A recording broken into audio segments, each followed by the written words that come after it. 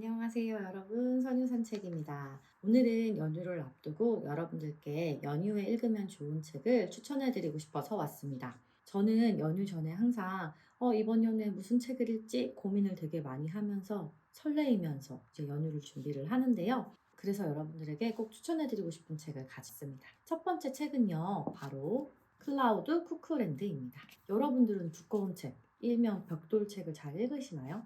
저는 사실 벽돌책을 별로 좋아하진 않았어요. 왜냐면 그 책을 읽을 시간에 다른 얇은 책 여러 권을 읽을 수 있으니까 보통은 후자를 선택을 하곤 했는데요. 우연히 이제 이 책을 알게 되어서 그래 나도 한번 도전해볼까 하고 구매를 해서 읽게 되었습니다.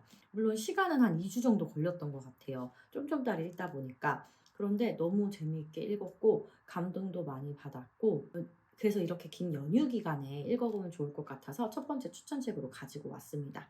우선 간단한 줄거리를 소개해드리면요. 이 제목에 나오는 클라우드 쿠크랜드가 약간 유토피아? 그러니까 이상적으로 꿈꾸는 곳? 그런 곳이에요. 근데 이 동명 소설을 바탕으로 이루어지는 일인데 시대와 장소가 다른 5명의 사람들이 이 소설 하나로 연결되는 것을 보여주는 소설이에요. 이 소설 안에는 총 5명의 인물들이 나오는데요. 15세기 콘스탄티노플의 고아 소녀인 안나와 불가리아 산속 마을의 얼청이 소년 오메이르, 21세기 미국의 동성애자 노인 지노니미스, 그리고 자폐 스펙트럼 소년 시모어, 그리고 22세기 인류의 새로운 터전을 찾아 성간 여행을 하고 있는 우주선 안 소녀인 콘스탄트까지 총 5명의 인물이 나옵니다. 저는 이 중에서 오메이르라는 인물에게 가장 눈길이 갔는데요. 이 오메이르는 일명 엉청이라고 하죠.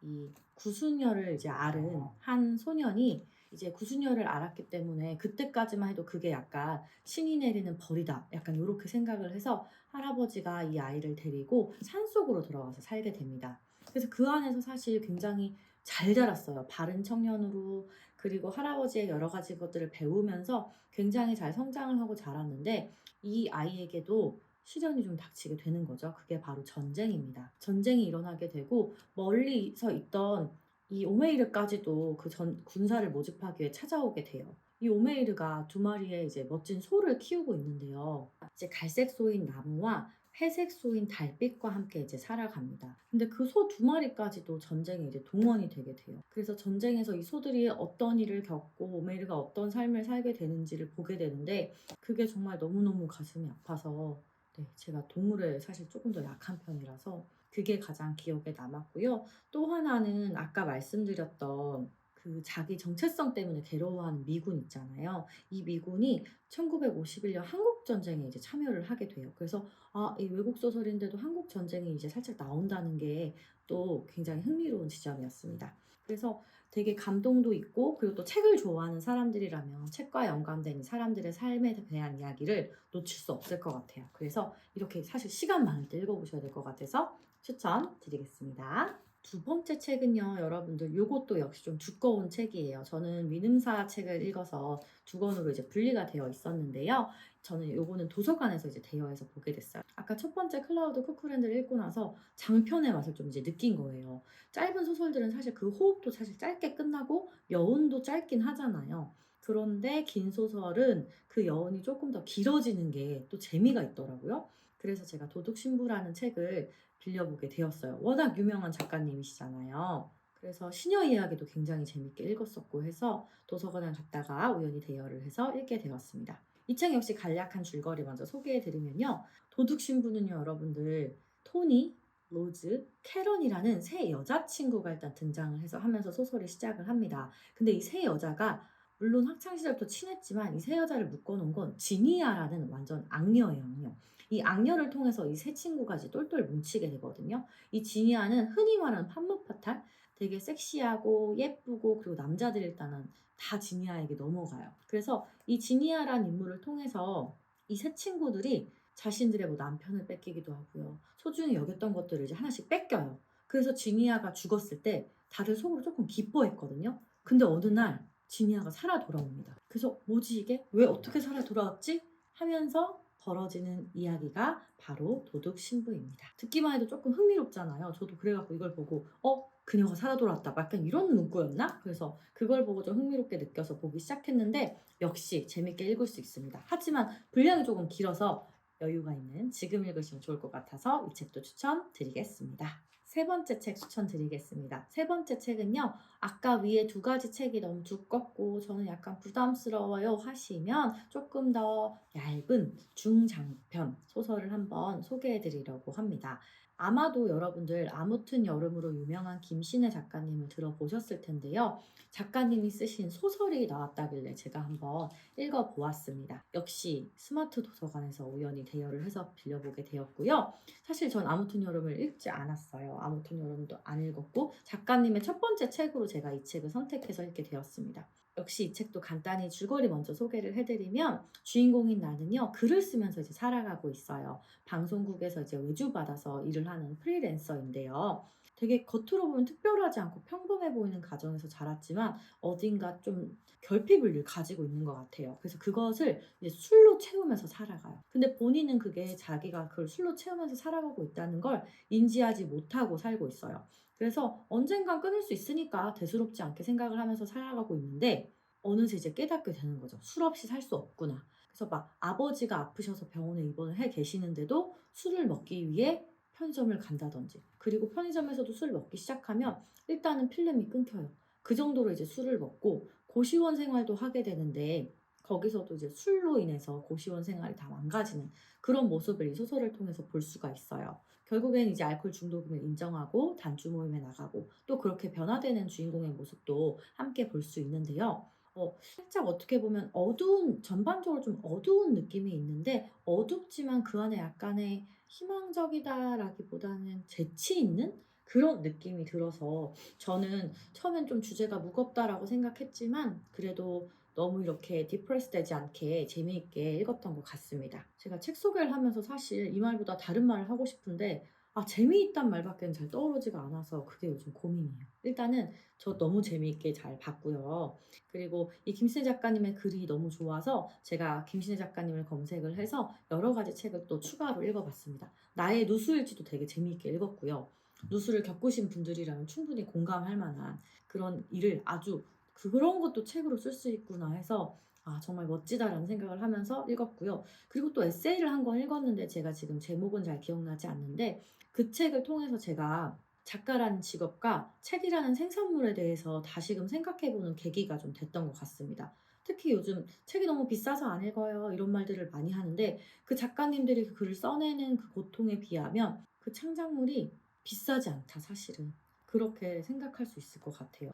그리고 또 이 작가님 그 에세이에서 그 말을 하거든요. 도서관에서 대여해서 보는 책이나 중고 서점에서 빌려보는 책은 작가에게 한 푼도 돌아오지 않는다. 그걸 보면서도 난 좋은 책들을 이렇게 빌려볼 수 있어서 굉장히 기뻤는데 이게 또 좋은 글을 쓰시는 분들에게는 안 좋을 수도 있나 하는 생각이 들면서 책 구매나 이런 것들에 대해서 다시 한번 좀 생각해 보게 되는 계기가 또 되었던 것 같습니다. 이 친애하는 술 외에도 여러분 김신혜 작가님 글이 다 되게 재밌고 잘 읽히고 좋습니다. 그래서 여러분들 한번 이번 연휴 때 읽어보시면 좋을 것 같습니다.